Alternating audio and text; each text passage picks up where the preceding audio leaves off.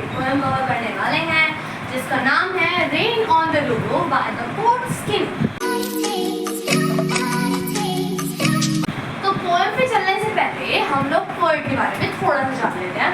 जो poet skin है वो एक अमेरिकन पोएट है, लॉयर भी थे और पॉलिटिशियन भी थे।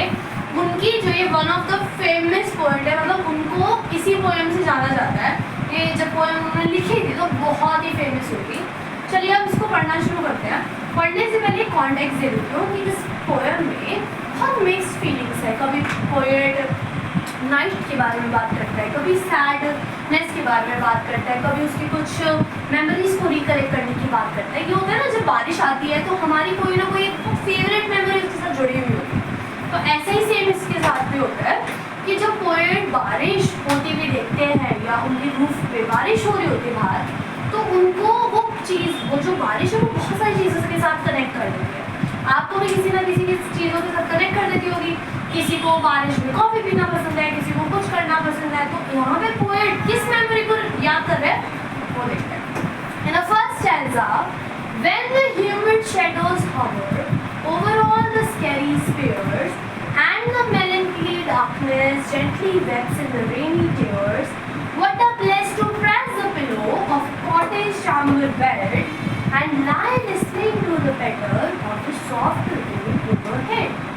सबसे पहली टू लाइन का मतलब समझते हैं। When the humid shadows hover, मतलब क्या लिखा है? Humid shadows. Humid shadows का मतलब होता है ऐसी कोई भी चीज़, humid मतलब ऐसी कोई भी चीज़ जिसके अंदर मॉइस्चर है, यानी पानी भरा हो। यहाँ पे बादलों की बात होती है। Hover मतलब जो घूम रही है। Overall the scary sphere. Scary spheres का मतलब होता है जो स्काई के अंदर जो फुल ऑफ स्टार्स है, वहाँ कुछ बादल है, फुल मॉइस्चर, पानी से भरे हुए। जैसे बारिश में क्या होता है, जो क्लाउड्स आते हैं ना, एकदम ब्लैक क्लाउड्स, हमें देख के पता चलता है हाँ बारिश होने वाली है। तो उन्हीं के बारे में बात हो रही है। And the melancholy darkness, melancholy means sadness, gently weeps in the rainy tears. आपके भी कोई सिबलिंग्स होंगे जिन्होंने आपको बताया होगा कि जब बारिश होगी कुछ चीज़ें कनेक्ट करते हैं हम लोग कि हाँ बारिश इसलिए हो रही है, नेचर से जुड़ी हुई चीज़ है। वो तो है ही वैसे भी, पर कभी हमने सुना होगा कि सिबलिंग्स बोल देते हैं कि बारिश हो रही है, इसका मतलब जो बादल है ना वो रो रहा है। ठीक है, तो यहाँ पे पोएट भी कनेक्ट करता है, उसको सैडनेस के साथ लिंक कर देता है कि जो बादल है ना जेंटली वेप्स यानी रो रहे हैं, उनके वो आंसू है। What a bless to press the pillow of a cottage chamber bed. वो कहते हैं मैं अपने आप को बहुत ब्लेस फील, बहुत हैप्पीनेस फील करता हूँ कि मैं अपने जो पिलो है उसके ऊपर आराम से अपना सर रख के सो रहा हूँ। Of the cottage chamber bed, यानी अपने बेड पे, और बाहर क्या हो रही है, बाहर रेन हो रही है। And lie listening to the patter of the soft rain overhead. Patter मतलब होता है sound of the rain. तो यहाँ पे ओनोमेटोपेयर हम लोग पोएटिक डिवाइसेस में करेंगे, बट जब भी हम साउंड के लिए कोई स्पेसिफिक वर्ड यूज़ करते हैं तो ये पोएटिक डिवाइस यहाँ पे लगता है। तो क्या बोल रहा है कि मैं अपने बेड पे लेटा हुआ हूँ, आराम से आराम कर रहा हूँ और आवाज़ सुन रहा हूँ। किस चीज़ की आवाज़? रेन ड्रॉप्स की आवाज़। जो कहाँ पे आ रही है? मैं सो रहा हूँ, मेरी जो रूफ है उसके ऊपर जो बूंदें गिर रही हैं उसकी आवाज़ आ रही है। अब इससे हमें क्या क्या चीज़ें पता चली? इससे हमें दो चीज़ें पता चली कि उसने पहले डार्कनेस की बात करी, जो स्काई वगैरह की बात करी, उसके बाद एकदम से वो सैड हो गया, उसके बाद एकदम से कंफर्ट जोन में चला गया कि किस तरीके से जब बारिश होती है तो उसको अपने बेड पे सोना बहुत पसंद आता है। So this is all about first stanza. First stanza समझ लेगा, चलिए अब सेकंड स्टैंजा समझते हैं। Every tinkle on the shingles has an echo in the heart, and 1,000 dreamy fancies into busy being start, and 1,000 recollections weave their ear threads in the wood as I listen to the patter of the rain upon the roof. चलिए दो line करके समझते हैं क्या लिखा हुआ है। Every tingle on the shingles, टिंगल का मतलब होता है वो बूंदों के गिरने की आवाज़। कहाँ गिर रही है बूंदे? On the shingle. Shingle basically a wooden tile जो रूफ पे होती है, उनके बारे में बात हो रही है। Has an echo in the heart. Has an echo मतलब एक रिपीटेड साउंड, रिपीटेड मेमोरी जो पोएट के दिमाग में क्लिक होती रहती है जैसी वो बूंदों के गिरने की आवाज़ सुनता है। And 1,000 dreamy fancies into busy being side.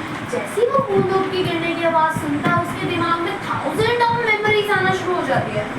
And 1,000 recollections wave there clears this into both.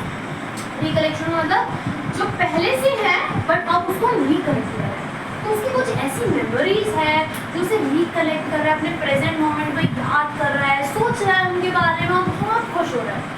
As I listen to the patter of the rain upon the roof, तो कहता है वो मेमोरीज मेरे दिमाग में तब तक रिकलेक्ट होती है, तब तक मेरे दिमाग में आती है जब मैं उस रेन की आवाज़ सुनता हूँ, उस रेन के गिरने की आवाज़ सुनता हूँ, उस पैटर्न सुनता हूँ of the rain upon the roof.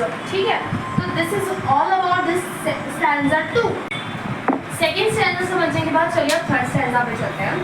Now in memory comes my mother as she used in years gone to regard the dawning dreamers era she left them till the dawn. Oh, I feel her fond look on me as I listen to this refrain which is played upon the shingles by the patter of the rain.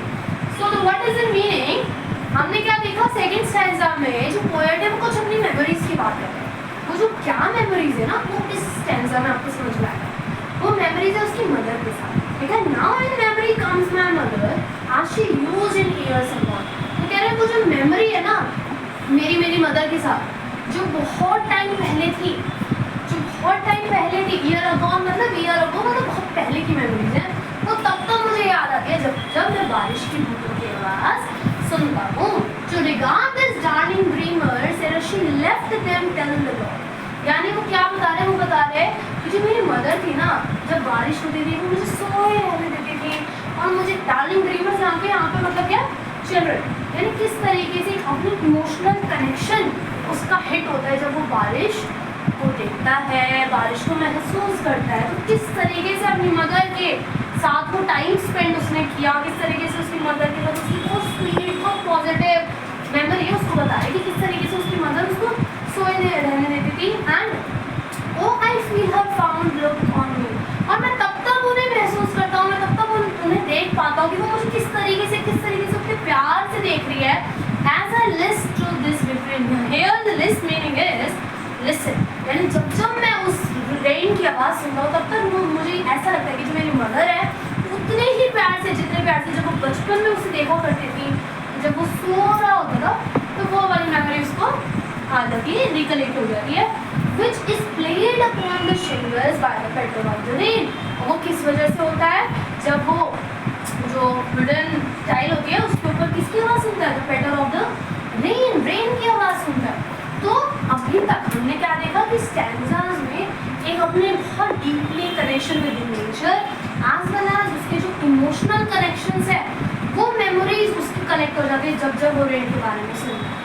So this is all about the stanza 3. तीनों stanza समझने के बाद आइए कुछ poetic devices करते हैं. The first poetic devices is alliteration. Alliteration means जब consonant sound repeat होती है, तो जैसे press the pillow, PNP repeat हो रहा है, lie listening, तो वो होते हैं alliterations. Now second poetic device is personification. Personification का मतलब क्या होता है, जब हम उसको ह्यूमन लाइक क्वालिटी दे देते हैं. जैसे कि हमने बोला था, उन्होंने पोएट ने बोला था कि जो बादल है वो रो रहे हैं, so this is a human quality, it's a personification. ओनोमेटोपोइया मैंने आपको पढ़ाते हुए बोला था स्टैंजा में कि किस तरीके से patter and tingle is a word, sound phrase है एसोसिएटेड विद द साउंड, तो it's a onomatopoeia. As well as rhyme scheme is also there. A B C B D E and F E is a rhyme scheme. आप अपने stanzas को देख सकते हैं, उसकी line आखिरी वर्ड्स को आप पहचानेंगे तो यही राइम स्कीम आपको मिलेगी. एज वेल एज एक और इसके अंदर है poetic device is in imagery. Imagery means कि जो पोएट ने कुछ ऐसे वर्ड यूज़ किए हुए हैं जिससे हमारे सामने एकदम इमेज आ जाए. जैसे फील एक वर्ड हो गया तो हम लोग वो पूरी चीज़ें इमेजिन कर पाते कि अच्छा ऐसा हुआ होगा. तो there is also one poetic device is use. So how much poetic device is use in this? 5. First is imagery, alliteration, personification, onomatopoeia and the rhyme scheme. So this is all about the poetic devices. तीनों stanzas पढ़ने के बाद, poetic devices पढ़ने के बाद, अगर आप इस वीडियो में यहाँ तक पहुँचे तो अब आपकी क्विक रिवीजन होने वाली है.